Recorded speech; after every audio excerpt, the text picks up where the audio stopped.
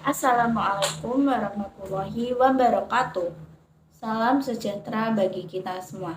Perkenalkan, nama saya Eli Widiawati dari kelas 1E 202211263. Di video kali ini saya akan mempresentasikan hasil resume saya mengenai materi Islam dan Iptek. Kemajuan teknologi telah mengamalkan pengaruhnya pada semua kehidupan individu, masyarakat, dan negara. Kita tahu bahwa tidak ada orang yang dapat menghindar dari pengaruh perkembangan ilmu pengetahuan dan teknologi. Ilmu pengetahuan dan teknologi membuat banyak orang mengagumi, kemudian meniru-niru dalam gaya hidup tanpa diseleksi terlebih dahulu terhadap segala dampak negatif di masa mendatang yang diakibatkannya. Islam tidak menghambat kemajuan ilmu pengetahuan dan teknologi, juga tidak anti terhadap barang-barang produk teknologi di masa lampau, sekarang maupun yang akan datang. Dalam Al-Quran banyak terkandung teks-teks ayat-ayat yang mendorong manusia untuk melihat, memandang, berpikir, serta mencermati kebenaran ciptaan Allah Subhanahu wa Ta'ala. Ilmu dalam bahasa Arab yaitu ilmu yang mengandung arti memahami, mengerti, atau mengetahui. Ilmu menurut bahasa berarti kejelasan yang dari segala kata yang terbentuk dari kata yang memiliki kejelasan. Ilmu adalah pengetahuan yang jelas tentang segala sesuatu. Pengetahuan dikenal juga dengan sebutan sains. Adalah pengetahuan tentang gejala alam yang diperoleh melalui metode ilmiah.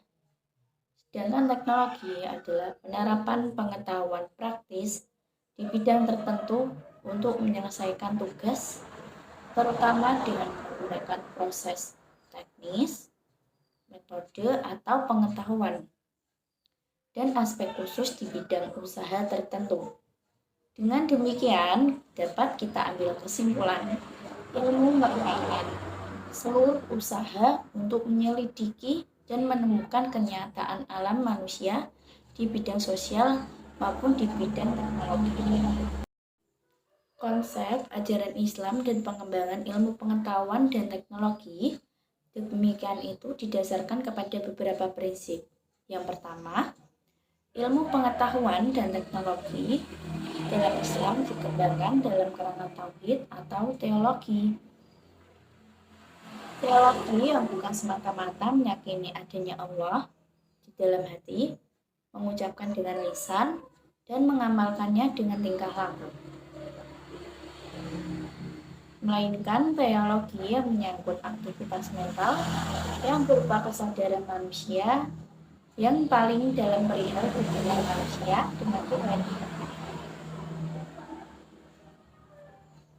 Yang kedua, ilmu pengetahuan dan teknologi dalam Islam hendaknya dikembangkan dalam rangka bertakwa dan beribadah kepada Allah Subhanahu wa Ta'ala. Hal ini penting ditegaskan karena dorongan Al-Quran untuk mempelajari fenomena alam maupun fenomena di sosial. Yang ketiga, ilmu pengetahuan dan teknologi harus dikembangkan oleh orang-orang Islam yang memiliki keseimbangan antara kecerdasan akal, kecerdasan emosional, dan spiritual yang dibarengi dengan kesungguhan untuk beribadah kepada Allah Subhanahu wa Ta'ala dalam arti yang seluas-luasnya. Hal ini sesuai dengan apa yang terjadi dalam sejarah di abad di mana para ilmuwan yang mengembangkan pengetahuan. Yang keempat, ilmu pengetahuan dan teknologi harus dikembangkan dalam kerangka yang integral, yakni meyakini antara ilmu agama dan ilmu umum walaupun bentuk formalnya berbeda-beda, namun hakikatnya sama, yaitu sama-sama sebagai tanda kekuasaan Allah.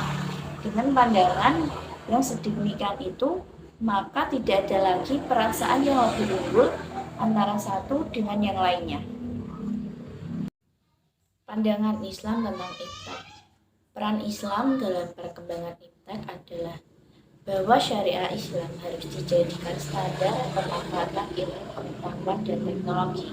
Ketentuan halal haram wajib dijadikan tolak ukur dalam pemanfaatan iptek. Bagaimanapun juga bentuknya iptek yang boleh dimanfaatkan adalah yang telah dihalalkan oleh syariah Islam. Sedangkan iptek yang tidak boleh dimanfaatkan adalah yang telah diharamkan oleh syariah Islam. Dalam ajaran hukum Islam ditegaskan bahwa tidak sama antara orang yang berilmu dengan orang yang tidak berilmu. Orang yang berilmu jelas lebih baik dan lebih utama daripada orang yang tidak berilmu. Islam juga memberikan pandangan terhadap pendidikan agar terdapat penyaringan terhadap hal-hal yang mengandung hal negatif yang dapat memberikan dampak buruk bagi keberlangsungan pendidikan. Pandangan itu berupa pemberian wawasan mengenai pengaruhnya negatifnya jika kita tidak bijak dalam menggunakannya. Maka konsekuensinya adalah pengaruh buruk tersebut dapat masuk secara bebas ke dalam pikiran kita. Yang pertama, Islam dengan teknologi pendidikan muncul akibat adanya kekhawatiran teknologi pendidikan yang dikembangkan akan tercemar. Dan pendidikan diajarkan oleh bangsa barat seperti paham sekularisme, materialisme, liberalisme, dan kapitalisme, dan paham-paham yang bertentangan dengan ajaran Islam lainnya.